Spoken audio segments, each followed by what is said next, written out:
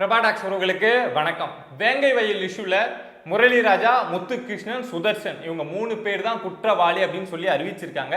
இந்த 3 பேர் யார் அப்படின்னு பார்த்தோம்னா, பாதிக்கப்பட்ட தலித் சமூகம் இருக்காங்கல்ல, அந்த சமூகத்தை சேர்ந்தவங்க தான் இந்த 3 பேருமே.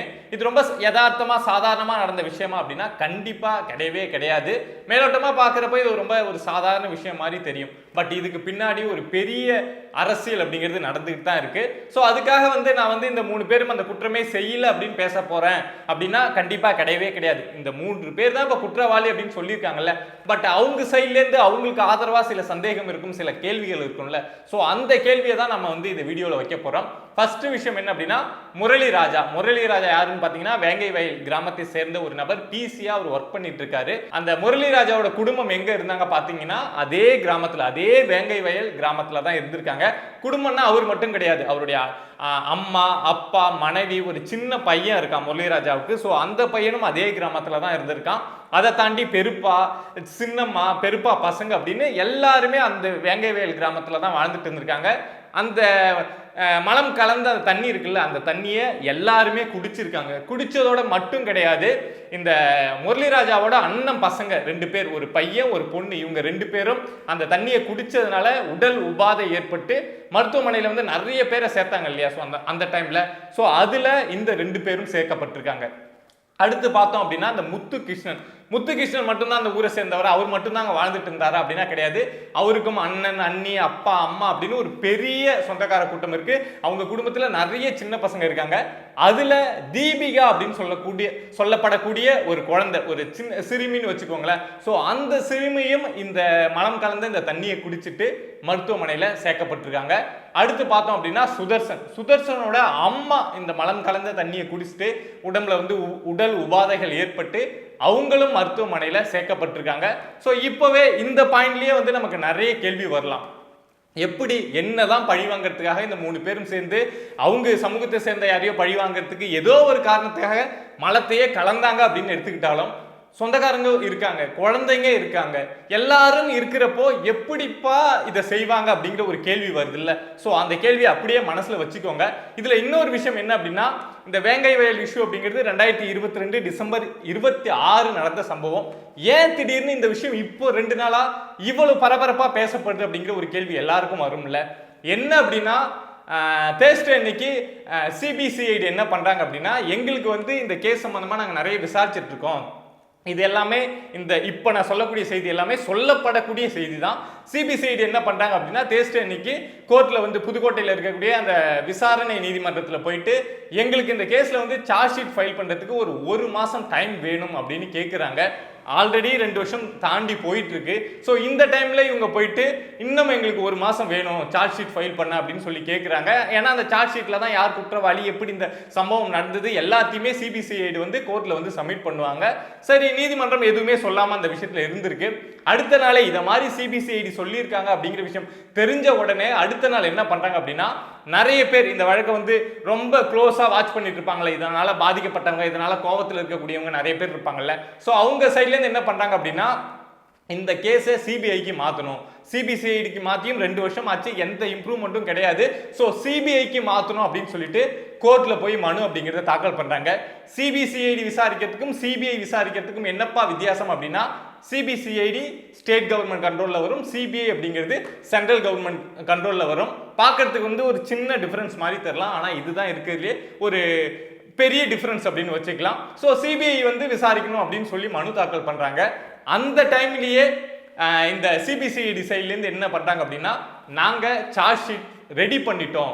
இவங்க கேட்டிருந்தது 1 மாசம் டைம் கேட்டிருந்தாங்க. பட் நிறைய பேர் இந்த கேஸை சிபிஐக்கு மாற்றணும் அப்படின்னு சொல்லி புஷ் பண்ணி, ஒருத்தவங்க 2 பேர் கிடையாது, நிறைய பேர் கோர்ட்ல இதை மாதிரி மனு போடுறப்போ சிபிசிஐடி நாங்கள் உடனே சார்ஜ் ஷீட் இது ரெடியா இருக்கு, நாங்கள் சும்மா கேட்டோம் அப்படிங்கிற மாதிரி கொண்டாந்து சார்ஜ் ஷீட்டை ஃபைல் பண்ணியிருக்காங்க. ஸோ அந்த சார்ஜ் ஷீட்ல இருக்கக்கூடிய விஷயங்களாக தான் இப்போ தமிழ்நாடு கவர்மெண்ட் இந்த 3 பேர் தான் குற்றவாளி, முரளி ராஜா, முத்துகிருஷ்ணன், சுதர்சன், இவங்க 3 பேர் தான் குற்றவாளி, இவங்க தான் இதை கலந்தாங்க அப்படின்னு சொல்லியிருக்காங்க. சரி, கலந்துருக்காங்க அப்படின்னா அதுக்கு ஒரு காரணம் இருக்கணும்ல.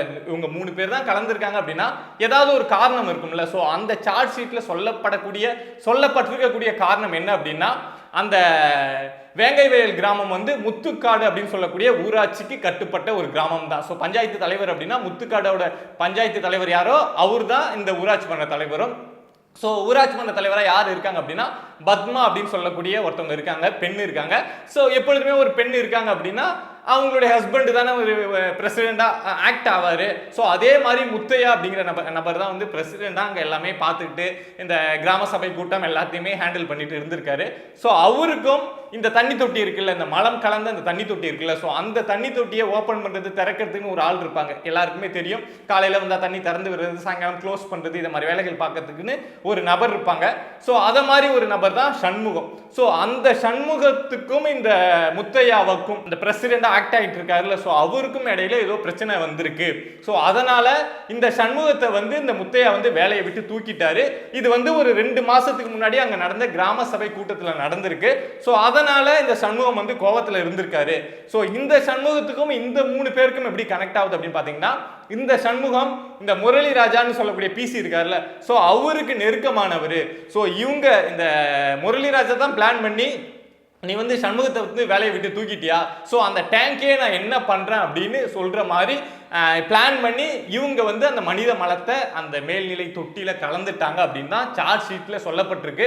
ஸோ இதில் என்ன ஒரு விஷயம் அப்படின்னா, பழி வாங்கணும் அப்படின்னா அவங்க எப்படி வேணாலும் பழி வாங்கலாம், இல்லை வேலையை விட்டு தூக்குறாங்க அப்படின்னா அதுக்கு 1000 காரணம் இருக்கலாம்.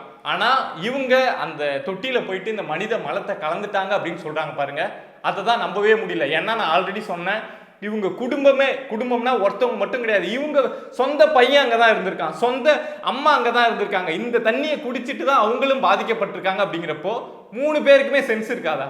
நாம இதை மாதிரி செஞ்சோம் அப்படின்னா நம்ம சமூக மக்கள் பாதிக்கப்படுவாங்க, நம்ம கிராமத்து மக்கள் தான் பாதிக்கப்படுவாங்க அப்படின்னு யோசிக்காம செய்யறதே ஒரு முட்டாள் தான் செய்வான். நம்ம குடும்பமும் இதுல பாதிக்கப்படும். நம்ம யாராவது நம்ம அம்மா வந்து அந்த மலம் கலந்த தண்ணியை குடிப்பாங்க அப்படின்னு சொன்னா எப்படி யாராவது ஏத்துப்போமா, ஒத்துப்போமா?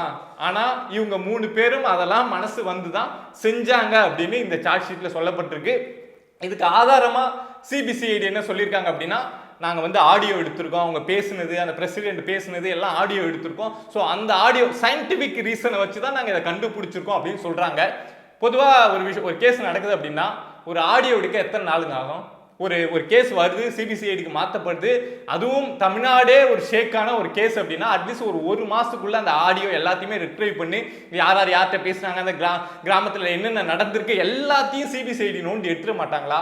ஆனா 2 வருஷம் ஆடியோ ப்ரூஃப் இருக்கு அப்படின்னா ஒரே மாசத்துல கண்டுபிடிச்சிருக்காங்கல்ல. ப்ரூஃப் இல்ல அப்படின்னு சொல்லிட்டு தானே இவ்வளவு நாள் தேடிட்டு இருந்தாங்க. சோ இந்த ஆடியோ ஆதாரமும் எந்த அளவுக்கு உண்மை அப்படின்னு தெரியாது. உண்மையாலும் இந்த ஆடியோ ஆதாரம்னா 100% உண்மைதான் அப்படின்னா இதை ஒரே மாசத்துல கண்டுபிடிச்சு வெளியிட்டு இருக்கலாம்ல.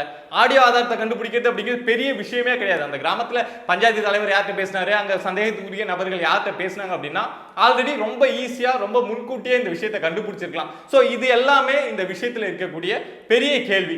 இதை தாண்டி என்ன அப்படின்னா, இந்த சம்பவம் ஆரம்பிச்சதுலேருந்தே நிறைய பேர் சொன்னாங்க, இயக்குனர் ப ரஞ்சித்தா இருக்கட்டும், இல்லை திருமாவளவனா இருக்கட்டும், நிறைய பேர் சொன்னாங்க இந்த விஷயம் வந்து வேற ஒரு கேஸ்ட் மக்கள் தான் இதை செஞ்சிட்டாங்க அப்படின்னு தெரிஞ்சா, ஸோ அந்த மக்கள் மேலே ஏதாவது நடவடிக்கை எடுத்தா அந்த மக்கள் வந்து ஒரு பெரிய பாப்புலேஷன் இருக்கக்கூடிய கேஸ்டா இருந்தது அப்படின்னா அவங்க மேல தமிழக அரசு ஒரு நடவடிக்கை எடுத்துடுச்சு, இந்த சமூகத்துக்கு எதிராக இவங்க தப்பு செஞ்சாங்க அப்படின்னு சொல்லிட்டு இந்த சமூகத்துக்கு மேல நடவடிக்கை எடுத்துடுச்சு அப்படின்னா அது பொலிட்டிக்கலா டேர்ன் ஆகி அந்த வாக்கு சதவீதம் அப்படிங்கிறத குறைக்கும். அப்படிங்கிறதுனால இந்த விஷயத்தை செஞ்சதே யார் பாதிக்கப்பட்டாங்களோ, தலித் மக்கள் பாதிக்கப்பட்டாங்களோ, ஸோ அந்த சமூகத்தை சேர்ந்த மக்களே செஞ்சாங்க அப்படின்னு இதை டேர்ன் பண்றதுக்கான வேலை நடந்துட்டு இருக்கு அப்படின்னு நிறைய பேர் சொல்லியிருந்தாங்க. ப ரஞ்சித்லேருந்து திருமாவளவன்லேருந்து எல்லாருமே சொல்லியிருந்தாங்க. ஸோ ஆரம்பத்திலே சொன்னாங்க இதை மாதிரி இவங்க 3 பேரை வந்து கார்னர் பண்ணி இந்த கேஸை மூவ் பண்றாங்க, இதை மறைக்க பார்க்குறாங்க அப்படின்லாம் சொல்லியிருந்தாங்க. பட் இப்போ திரும்ப இந்த கேஸ் வந்து இப்படிதான் இப்போ இந்த கேஸ் முடிஞ்சிருக்கு. இந்த சார்ஜ் ஷீட் வந்ததுக்கு அப்புறம் இப்போ தமிழ்நாடு கவர்மெண்ட் என்ன சொல்றாங்க அப்படின்னா, இந்த விஷயத்தை யாரும் மடைமாற்றி பேசாதீங்க, அது இது சொல்லாதீங்க, விசாரணை எல்லாம் சரியா தான் நடந்திருக்கு அப்படின்னு சொல்றாங்க.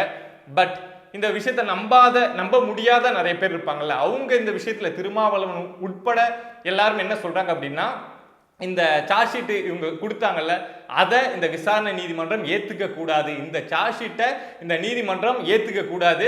ஏன்னா கிட்டத்தட்ட ஒரு 350 பேருக்கு மேல விசாரணை நடத்தியிருக்காங்க. ஏதோ பண்ண அப்படின்னு சொல்றாங்க. ஆனா இதுல குற்றவாளி யார் அப்படிங்கிறது மறைக்கப்பட்டிருக்கு. ஸோ இந்த விஷயத்தை இந்த நீதிமன்றம், இந்த விசாரணை நீதிமன்றம் சிபிஐக்கு மாத்தி உத்தரவிடணும், இந்த விஷயத்தை சிபிஐ விசாரிக்கணும் அப்படின்னு சொல்லி மாத்தி உத்தரவு எடுணும் அப்படிங்கிறது தான் இப்போ எல்லாரும் ஒரு ஒருமித்த குரலா சவுண்டு போட்டுட்டு இருக்காங்க. ஸோ இந்த விஷயத்துல நீங்க என்ன நினைக்கிறீங்க? எனக்கு தெரிஞ்ச விஷயங்கள், நான் கேட்டு தெரிஞ்சுக்கிட்ட விஷயங்கள், ஃபோன் பண்ணி தெரிஞ்சுக்கிட்ட விஷயங்களை நான் உங்ககிட்ட ஷேர் பண்ணிட்டேன். அதுக்காக நான் இந்த 3 பேர் குற்றமே செய்யல அப்படின்னு சொல்ல வரல. அவங்களுக்கு ஆதரவாகவும் நிக்கல. ஆனா அவங்களுக்கு ஆதரவாக இங்க நிறைய சந்தேகங்கள் வருது இல்ல, நிறைய கேள்விகள் வருது இல்ல. ஒரு இந்த விஷயத்துக்காக இந்த விஷயத்தை ஒருத்தன் செய்வானா அப்படின்னு ஒரு சென்ஸ் இருக்குல்ல. ஸோ அந்த அடிப்படையில நான் எனக்கு தெரிஞ்ச விஷயங்களை உங்ககிட்ட ஷேர் பண்ணியிருக்கேன். நீங்க இந்த விஷயத்துல என்ன நினைக்கிறீங்க? என்ன நடந்திருக்கு? இல்ல இது ஒரு டிராமாவா என்ன அப்படிங்கிறத மறக்காம கமெண்ட் பாக்ஸ்ல கமெண்ட் பண்ணுங்க. இத மாதிரி சொசைட்டில நம்மள சுத்தி நடக்கக்கூடிய விஷயங்களை கண்டிப்பா நம்ம தெரிஞ்சுக்க வேண்டிய விஷயம் அப்படின்னு சில விஷயங்கள் இருக்கும். ஏன்னா அந்த விஷயத்தெல்லாம் தெரிஞ்சுக்கிட்டாதான் இந்த சொசைட்டில நம்ம பாதுகாப்பா இருக்க முடியும் அப்படின்னு சில விஷயம் இருக்கும். அதே மாதிரி சில விஷயங்களை தெரிஞ்சுக்கிட்டா, நமக்கு இந்த விஷயமா தெரிஞ்சுக்கிட்டா நமக்கு கொஞ்சம் சந்தோஷமா இருக்கும் அப்படின்னு தோணும்ல. ஸோ அதை மாதிரி விஷயங்கள்லாம் தெரிஞ்சுக்கணும் அப்படின்னு நினைச்சீங்கன்னா பிரபா டாக்ஸ் சேனலை சப்ஸ்கிரைப் பண்ணி சப்போர்ட் பண்ணுங்க. நன்றி.